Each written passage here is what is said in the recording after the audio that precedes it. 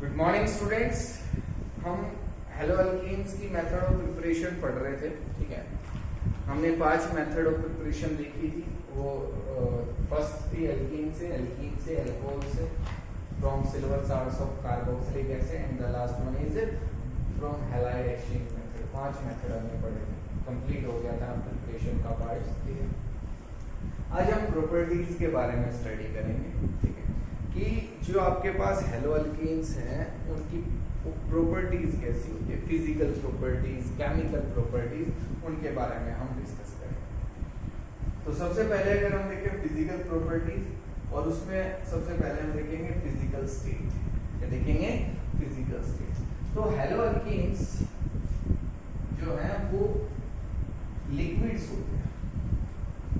Hello alkenes are colorless liquids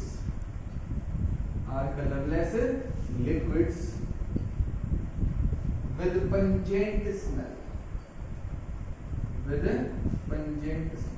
smell कैसी होती है? पंजेंट का मतलब तीखी स्मेल होती है, स्ट्रॉन्ग स्मेल होती है। ठीक है, एक होती है हम पढ़ेंगे प्लीजेंट स्मेल, मतलब जो हमें अच्छी लगे। पंजेंट तीखी स्मेल जो हमें अच्छी नहीं लगी, तो वो स्मेल।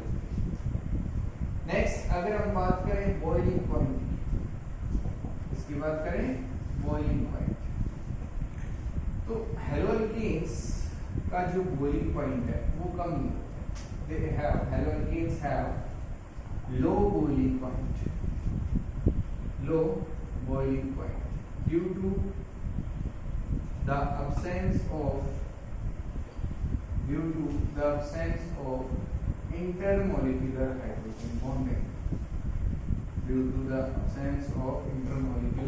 hydrogen bonding, यहाँ कोई हाइड्रोजन बॉन्डिंग नहीं। Weak van der Waals forces of attraction,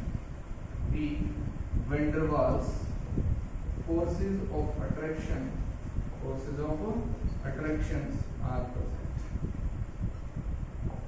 और weak van der Waals forces of attraction जो है वो प्रेजेंट है, जिसकी वजह से इनका जो बॉइलिंग पॉइंट है वो क्या रहेगा? लो रहेगा। बॉइलिंग पॉइंट क्या रहेगा? लो रहेगा। और जितनी ज्यादा ब्रांचिंग होगी बॉइलिंग पॉइंट और भी कम होता जाएगा। बॉइलिंग पॉइंट क्या होता जाएगा? और भी कम। कि हमारे पास मॉलिक्यूलर फॉर्मूला तो सेम रहेगा, तो क्या रहेगा? सेम रहेगा। फॉर एग्जांपल अगर हम देखें, आपके पास है pentene C5H12 CH3 CH2 CH2 CH2 CH2, और एक है आपके पास CH3 CH2 CH CH3 और एक है आपके पास CH3 C CH3 CH3। तो इन सभी का मॉलिक्यूलर फॉर्मूला जो है वो सेम, बट बॉइलिंग पॉइंट क्या होता जाएगा? बॉइलिंग पॉइंट क्या हो रहा है? डिक्रीज होता जा रहा है। सबसे ज्यादा बॉइलिंग पॉइंट इसका, फिर लास्ट में सबसे कम जो होगा वो लास्ट वन। ऐसा क्यों? ब्रांचिंग इंक्रीज होगी, बिकॉज ब्रांचिंग इंक्रीजेस। ब्रांचिंग क्या हो रही है? इंक्रीज होती है, due to which surface area decreases, and hence due to which as a result van der Waals forces of attraction decreases। जितनी ज्यादा वैन डर वाल फोर्स ऑफ अट्रैक्शन होगी उतना ही ज्यादा बॉइलिंग पॉइंट। और जब हम इधर जा रहे हैं तो क्या हो रहा है? सरफेस एरिया कम हो रहा है, मॉलिक्यूल जो है उसका सरफेस एरिया कम हो गया, और जब सरफेस एरिया कम होगा तो van der Waals forces of attraction जो है वो कम होगी। जितना लार्ज सरफेस एरिया होगा, जितना बड़ा मॉलिक्यूल रहेगा, जितना ज्यादा सरफेस मिलेगा मॉलिक्यूल्स को आपस में कांटेक्ट होने के लिए, उतना ही बॉइलिंग पॉइंट ज्यादा रहेगा। देखो इसकी जो शेप है वो कुछ इस तरीके से, तो दूसरा मॉलिक्यूल है उसको ज्यादा सरफेस मिलेगा आपस में कांटेक्ट करने के लिए, फोर्स ऑफ अट्रैक्शन। यहाँ थोड़ा स्फीरिकल हो गया और यहाँ और भी स्फीरिकल। तो दूसरा जो स्फीयर होगा उसको तो बस थोड़ा सा एक पॉइंट मिलेगा टच करने के लिए, या फोर्स ऑफ अट्रैक्शन जो है उसको शो करने के लिए, लेकिन यहाँ फोर्स ऑफ अट्रैक्शन ज्यादा है, जिसके वजह से इसका बॉइलिंग पॉइंट सबसे ज्यादा और उसका सबसे कम। ठीक है, नेक्स्ट देखते हैं फिजिकल प्रॉपर्टी क्या है। नेक्स्ट अगर हम बात करें सोल्यूबिलिटी की, तो alkyl halides are polar in nature, but they are insoluble in water, या हम कह सकते हैं very less soluble in water, because they cannot form hydrogen bonding with water। Hydrogen bonding जो है वो नहीं फॉर्म करते, जिसकी वजह से इनकी जो सोल्यूबिलिटी है वाटर में वो कम हो जाती है, हम कह सकते हैं बहुत ही कम सोल्यूबल हो। पोलर जो पोलर कंपाउंड्स होते हैं वो पोलर सॉल्वेंट के अंदर सोल्यूबल होते हैं, लेकिन यहाँ ऐसा नहीं। ठीक है, क्यों? क्योंकि एक तो इनके पास अल्काइल चेन होती है जो कैसी रहती है, नॉन पोलर, और दूसरा फिर ये हाइड्रोजन बॉन्डिंग भी फॉर्म नहीं करते, तो इनकी जो सोल्यूबिलिटी है बहुत कम हो जाती है, ना के ऊपर। तो ये फिजिकल प्रॉपर्टीज। ठीक है, अब हम बात करेंगे केमिकल प्रॉपर्टीज के बारे में। इसके बारे में केमिकल प्रॉपर्टीज की कैसी रिएक्शन शो करते हैं, तो वो देखते हैं।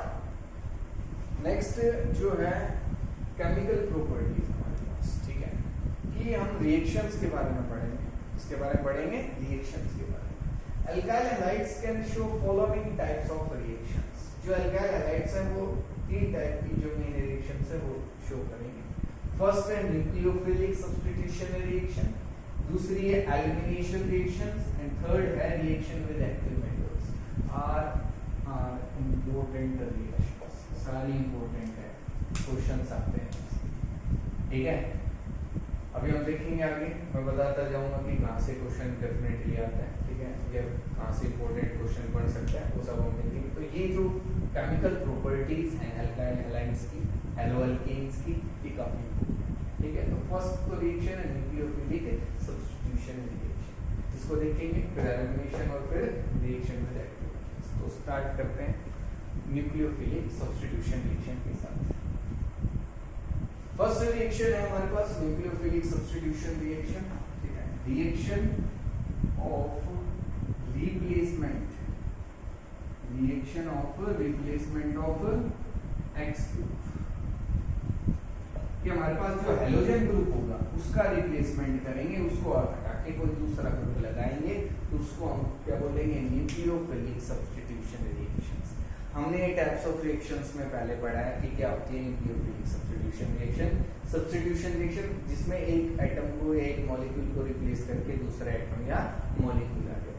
और न्यूक्लियोफिलिक सब्स्टिट्यूशन, एक न्यूक्लियोफाइल दूसरे न्यूक्लियोफाइल को क्या करेगा, रिप्लेस करेगा। तो X ग्रुप जो हमारे पास है, जो हैलोजेंस है, फ्लोरीन है, क्लोरीन है, bromine, iodine, all these are nucleophiles, तो एक न्यूक्लियोफाइल आएगा और इनको रिप्लेस कर देगा, वो कोई दूसरा न्यूक्लियोफाइल, ठीक है, जो इनको रिप्लेस करेगा। अब न्यूक्लियोफिलिक सब्स्टिट्यूशन रिएक्शन जो है वो हमारे पास दो टाइप की है, unimolecular substitution reaction,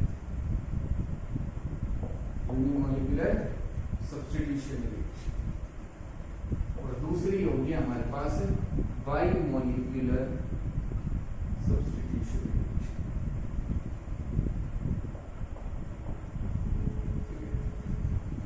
unimolecular and bimolecular nucleophilic substitution, हम इस तरीके से देख सकते हैं, nucleophilic substitution reaction, nucleophilic substitution reaction.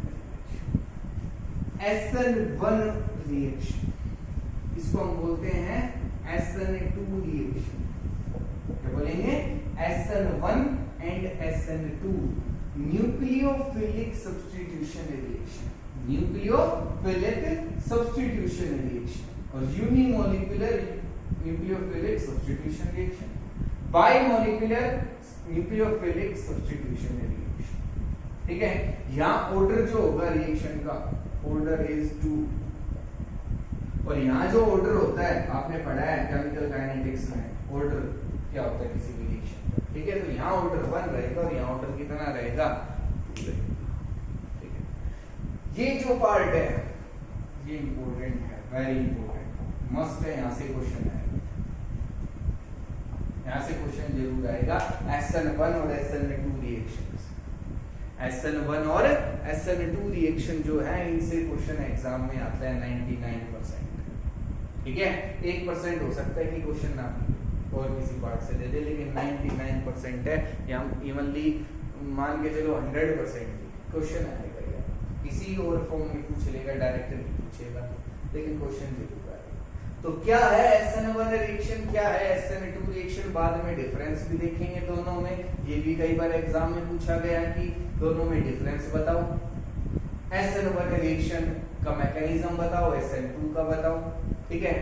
कोई भी रिएक्शन है पूछेगा SN1 से होगी, SN2 से, मतलब कई क्वेश्चन, कई टाइप के इसमें क्वेश्चन पढ़ सकते हैं। एंशोमर्स क्या होंगे, रेसमिक मिक्सचर क्या होंगे, वो सब हम यहाँ इसमें देखेंगे। तो स्टार्ट करते हैं SN1 रिएक्शन, इसे करेंगे SN1 रिएक्शन।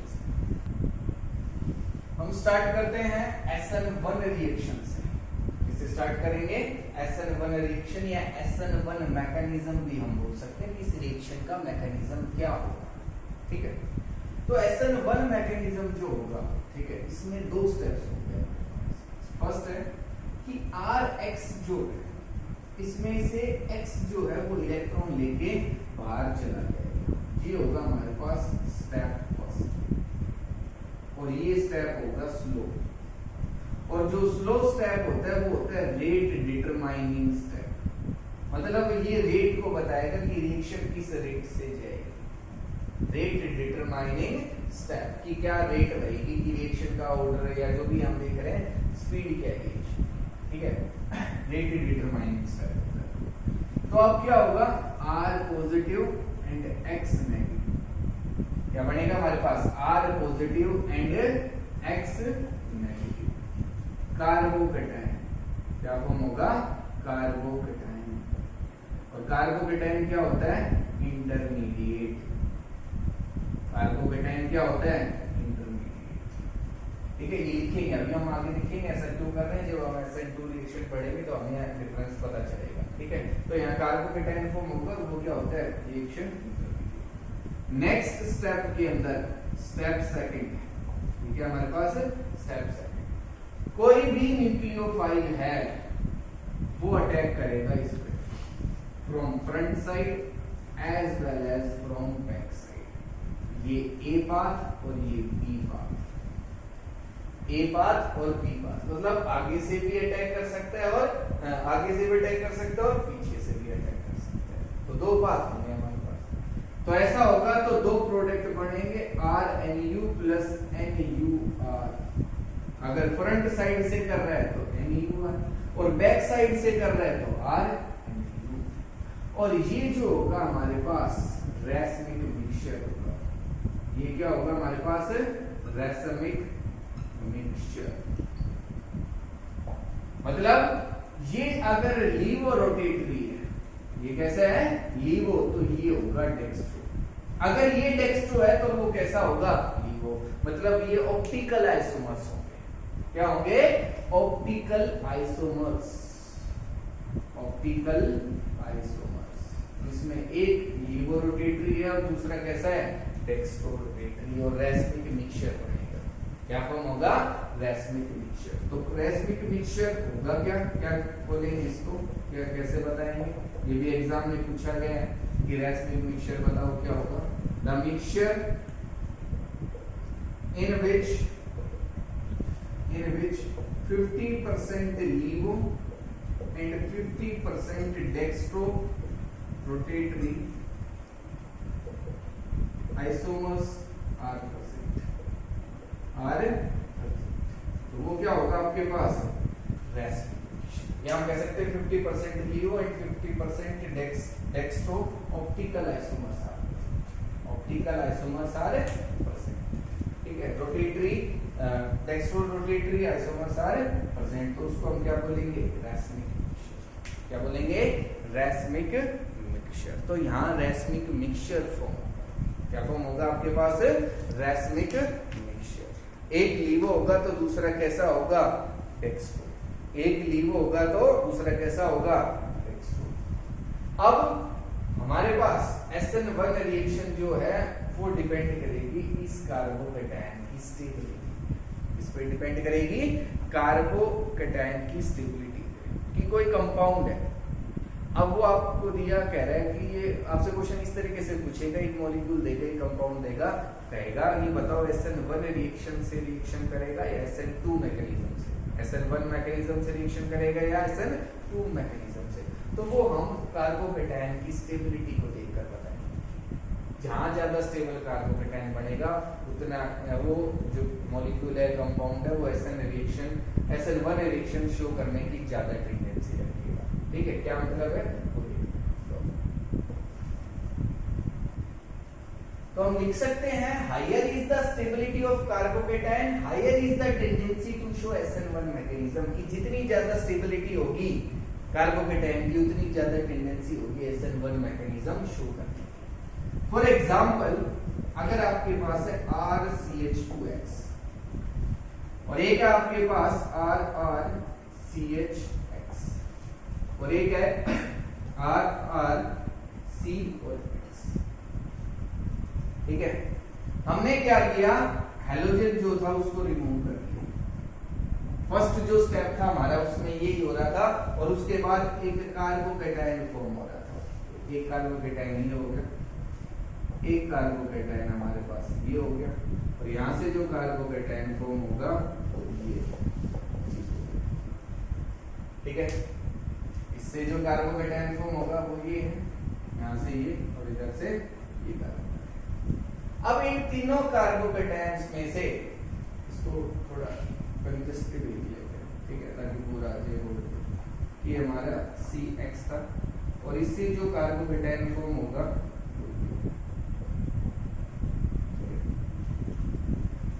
तो हमारे पास तीन कार्बोकैटायन होते हैं। ये है प्राइमरी, ये है सेकेंडरी और ये है टर्शियरी। ये कौन सा कार्बोकैटायन है? प्राइमरी, ये सेकेंडरी और टर्शियरी आप पहले पढ़ चुके हो कि हम कैसे आइडेंटिफाई करेंगे। अगर एक अल्काइल ग्रुप लग रहा है तो प्राइमरी, दो लग रहा है तो सेकेंडरी और तीन अल्काइल ग्रुप है तो टर्शियरी कार्बोकैटायन। अब इनमें से सबसे ज्यादा स्टेबल कौन सा है? स्टेबिलिटी इंक्रीज होती है, स्टेबिलिटी। और जब स्टेबिलिटी इंक्रीज हो रही है कार्बोकैटायन की तो क्या होगा? Tendency to show SN1 mechanism increases. Tendency to show SN1 mechanism. SN1 mechanism से रिएक्शन करने की जो टेंडेंसी है वो बढ़ जाएगी। तो मतलब आपके पास ये तीन स्ट्रक्चर्स थी, फर्स्ट, सेकंड और थर्ड। तो इनमें से सबसे ज्यादा जो रिएक्टिव होगा अल्काइल वो थर्ड होगा। क्या कौन सा होगा? थर्ड। तो आपके पास जो स्टेबिलिटी का जो ऑर्डर आएगा, जो स्टेबिलिटी का ऑर्डर रहेगा वो रहेगा थर्ड, फिर उसके बाद सेकंड, फिर उसके बाद फर्स्ट। ये रिएक्टिविटी ऑर्डर क्या है? Reactivity order for SN1 mechanism, for SN1 mechanism. SN1 mechanism से रिएक्ट करने की जो टेंडेंसी है थर्ड में सबसे ज्यादा, फिर सेकंड और फिर फर्स्ट। तो ये सब डिपेंड करता है कार्बोकैटायन की स्टेबिलिटी पे कि कार्बोकैटायन कैसा फॉर्म हो रहा है उसके बाद। ठीक है, और एग्जांपल देखते हैं। नेक्स्ट हमारे पास ये दो एग्जांपल है। अब इनमें से पूछेगा SN1 रिएक्शन दोनों में से फास्ट कौन शो करेगा, किसकी ज्यादा टेंडेंसी है। तो क्या करेंगे? कार्बोकैटायन फॉर्म करेंगे। और कार्बोकैटायन कैसे फॉर्म होगा? Cl बाहर चला गया। जब Cl बाहर चला गया तो इस कार्बन पे कैसा चार्ज? और जब इधर से Cl बाहर चला गया तो इस कार्बन पे कैसा चार्ज? तो दो कार्बोकैटायन है। अब दोनों में से ये देखना स्टेबल कौन सा। अगर हम यहाँ देखें तो हमारे पास ये प्राइमरी कार्बोकैटायन है और ये भी कैसा कार्बोकैटायन है? Primary carbocation. जब दोनों प्राइमरी है तो भी हम स्टेबिलिटी देख सकते हैं। तो अगर मैं यहाँ देखूं तो यहाँ ये रेजोनेंस है वो शो करेगा। रेजोनेटिंग स्ट्रक्चर्स हम यहाँ देखेंगे कि ये जो इलेक्ट्रॉन्स हैं वो यहाँ शिफ्ट हो जाएंगे और जब ऐसा होगा तो आपके पास एक स्ट्रक्चर ये आएगा CH2 और इस कार्बन पे पॉजिटिव चार्ज होगा, नेक्स्ट स्टेप में ये इलेक्ट्रॉन्स इधर शिफ्ट होंगे और आपके पास जो स्ट्रक्चर आएगी वो कुछ इस तरीके से होगी। इस कार्बन पे कैसा चार्ज पॉजिटिव। नेक्स्ट स्टेप में ये इलेक्ट्रॉन्स इधर शिफ्ट होंगे और आपके पास जो स्ट्रक्चर आएगी वो कुछ ऐसी, इस कार्बन पे पॉजिटिव चार्ज, और लास्ट टाइम में ये इलेक्ट्रॉन्स इधर शिफ्ट करेंगे और इस पे फिर से पॉजिटिव चार्ज देते हैं। ठीक है, तो ये रेजोनेटिंग स्ट्रक्चर्स हमारे पास इसके अंदर होंगे। तो हमारे पास 3 रेजोनेटिंग स्ट्रक्चर्स हैं। जब हम यहाँ देखेंगे यहाँ भी रेजोनेंस होगा, ये इलेक्ट्रॉन्स जो है वो शिफ्ट करके इधर आएंगे। जब इधर आएंगे तो इस पे कैसा charge positive, CH double bond CH। अब इसकी तो एक ही रेजोनेटिंग स्ट्रक्चर होगी। अब नेक्स्ट में क्या होगा, ये इलेक्ट्रॉन्स इधर शिफ्ट कर जाएंगे तो फिर से स्ट्रक्चर होगी। तो हम यहाँ हमारे पास जो रेजोनेटिंग स्ट्रक्चर्स हैं वो कम है, यहाँ ज्यादा है, तो इट इज मोर स्टेबल। ठीक है, ज्यादा stable, and it is less stable. यहाँ पॉजिटिव चार्ज जो है वो ज्यादा मूव कर रहा है, यहाँ कम ही मूव कर रहा है। 2 ही कार्बन के एक बार इस पे, यहाँ देख रहे हैं इस कार्बन पे था, फिर इस पे गया, फिर इस पे गया, फिर इस पे आ, फिर से इस पे चला गया। तो 4 कार्बन है इसके पास, वहाँ 2 ही कार्बन है पॉजिटिव चार्ज। तो ये ज्यादा स्टेबल है, और ज्यादा स्टेबल है तो higher tendency to show SN1 mechanism, और इसकी लेस टेंडेंसी, कम टेंडेंसी है। तो ये सब कार्बोकेटायन की स्टेबिलिटी पे डिपेंड कर रहा है कि कहाँ ज्यादा स्टेबल कार्बोकेटायन फॉर्म होता है। ठीक है, तो ये आपको समझ में आ गया SN1 रिएक्शन क्या है। हमें जो Cl जो कोई भी हैलोजन लग रहा है उसको हटाना है और कार्बोकेटायन फॉर्म करना है, फिर देखना है स्टेबल फॉर्म। अब इसमें देखो हमारे पास क्या हो रहा है मेनली कि हम पहले SN1 रिएक्शन की अगर हम बात करें तो हमारे पास था Rx। इसमें पहले क्या हुआ, X बाहर गया और क्या हो गया, R पॉजिटिव, कार्बोकेटायन फॉर्म हुआ। और उसके बाद न्यूक्लियोफाइल जो है वो अटैक कर रहा है फ्रंट साइड से या बैक साइड से। ठीक है, जब हम SN2 रिएक्शन पढ़ेंगे तो हम वहां देखेंगे कि पहले X ग्रुप बाहर निकल जाएगा, पहले न्यूक्लियोफाइल अटैक करते हैं।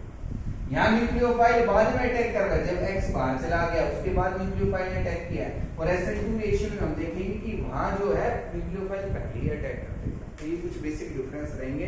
आज हम इतना ही करेंगे SN1 रिएक्शन तक।